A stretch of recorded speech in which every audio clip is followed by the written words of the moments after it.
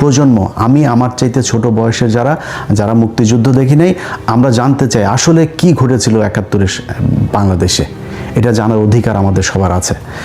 এখন যদি আওয়ামী লীগের বয়ান দিয়ে যদি চালাইতে চান, খুব খেয়াল করে তারপরে সামনে পা ফেলতে হবে। কিন্তু ধরেন এই পৃথিবীর ভেতরে ধরেন একটা দেশ বলেন, এক্সেপ্ট এই আপনার মিডল ইস্ট, যেসব আর চীনের মতো যেসব দেশে রাজতন্ত্র, একনায়কতন্ত্র, কমিউনিস্ট, এই টাইপের দেশটাই যেগুলি আছে, এর বাইরে যেখানে গণতন্ত্রের প্র্যাকটিস আছে, পৃথিবীর এমন কোনো দেশ দেখাইতে পারবেন না যেই দেশে অ্যাট এ টাইমে প্যারালালি 3টা পলিটিক্যাল দল এক্সিস্ট করে।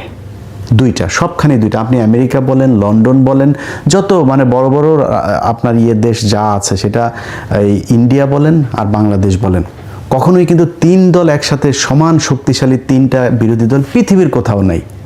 যেখানেই যাবেন আপনি 2টা। এখন বাংলাদেশে 2টা শক্তিশালী রাজনৈতিক দল আছে, একটা বিএনপি, একটা জামাত। আমার মনে হয় এখনো বিএনপি সবচাইতে বড় দল, 2 নম্বরে যদি জামাত ধরেন, কিন্তু খুব শক্তিশালী। কিন্তু এটা খালি মানে মুখের কথা না, এটা বিএনপিও হারে হারে টের পাচ্ছে যে জামাত যে ভেতরে ভেতরে যে কি পরিমাণে ভোট তাদের বেড়েছে। এখন 3 নাম্বার আরেকটা দল এরকম বড় বৃহৎ আকারে আসবে সেই সুযোগ নাই। যদি আসে সেটা বিএনপি আসবে। যদি বিএনপি মনে করে যে ৭১-এর সেই আওয়ামী বয়ান নিয়েই আসবে, তাহলে বিএনপির মোড়কে কিন্তু আওয়ামী লীগ চলে আসবে। নামে মনে হবে, সবারকে দেখে মনে হবে এই তো বাংলাদেশ জাতীয়তাবাদী দল, কিন্তু এই দলে জাতীয়তাবাদের কেউ থাকবে না। এখানে সবই সেই আওয়ামী লীগের মতোই, সেই লোকজনের কথা, সেই সব কিছু তাদের মতোই মনে হবে। আর সেটা যদি তারেক রহমানের বক্তব্যটাও যদি সেরকম হয়, তাহলে তার কিছু বলার নাই। একমাত্র জিয়া পরিবারকে আমরা বিশ্বাস করি যে না, তারা অন্তত বাংলাদেশ জাতীয়তাবাদের এই বাংলাদেশে তারাই হচ্ছে গিয়ে প্রণেতা, এবং তাদের হাত ধরে এটা শুরু হয়েছিল। তাদের এই পরিবার যতদিন থাকবে, বাংলাদেশ জাতীয়তাবাদ এটা থাকবে। এখন বাঙালি জাতীয়তাবাদে যদি আপনি যাইতে চান, সেটা আবার ওইটা কিন্তু আওয়ামী লীগের নিয়ে হয়ে যাবে। তখন নামে থাকবে হয়তো বিএনপি। আওয়ামী লীগের ইতিহাস বাংলাদেশের শেষ, এটা মনে মনে আপনাকে বেঁচে রাখতে হবে। সব শেষ। শেখ হাসিনার কথা আপনারা টেলিগ্রামে যারা শুনেছেন, যে এখন আমাদের আর কি করা, আমাদের আর করণীয় না, আমাদের গেরিলা হামলা করতে হবে। মানে বক্তব্য বুঝেছেন তো, যে তার হাতে আর কোনো কিছু করার নাই।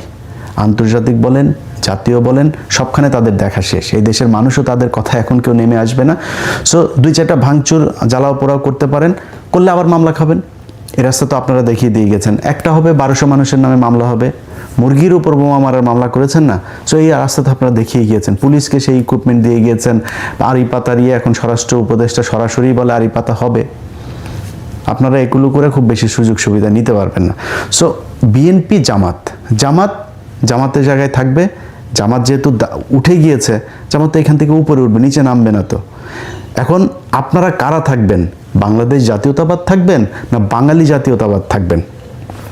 সেটা হচ্ছে আপনাদেরকে ডিসাইড করতে হবে। যাই হোক, বিএনপিকে খুব বেশি নসিহত করতে চাই না, বিএনপির নিজস্ব ব্যাপার। বিএনপিকে নিয়ে কথা বললে আবার বিএনপি আবার আমাদের জামাত বানায় দিবে, যেখানে ভাই আপনাদেরকে অবমূল্যায়ন করে ছোট করে কথা বলার মতো সুযোগ নাই। অনেকে বিশাল গ্যাঞ্জাম বাঁধাইতে চাচ্ছে আমাদের আর বিএনপির মাঝখানে। আমারে দিয়ে সেটা পারবেন না। কারণ হচ্ছে কি, কারণ এই বিএনপি তো গত 15 বছরে তারা জীবন দিয়েছে, তাদের পার্টির লোক গুম হয়েছে, তারা জেলে ছিল। এই পুরো দলটারে একদম যা মনে চায় তাই বলবেন, এটা বলা আমার এত দুঃসাহস হয় না, যে কারণে খুব বেশি বুঝাইলাম না। বাট সামনের দিনগুলোতে খুব সাবধানে পা চলতে হবে। মনে করেন জামাত ইসলাম ক্ষমতায় আসলো, আওয়ামী লীগ যা করেছে এই বিএনপির উপরে, জামাত ইসলাম সেটা কোনোদিনও করবে না। করলে আমরা ছেড়ে দেবো না তো, যে জামাত এসে বিএনপির গুম করবে, খুন করবে, বিএনপির একদম বিরোধী দল নিশ্চিহ্ন করে ফেলবে, জামাতটা আমরা ছেড়ে দেবো নাকি? কিন্তু যদি আওয়ামী লীগকে